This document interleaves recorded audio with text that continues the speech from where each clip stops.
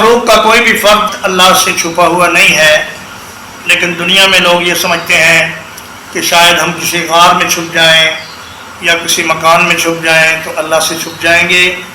फरमाया कि अल्लाह पाक क़यामत के दिन तमाम मकानों को, दरख्तों को और पहाड़ों को उड़ा कर रख देगा।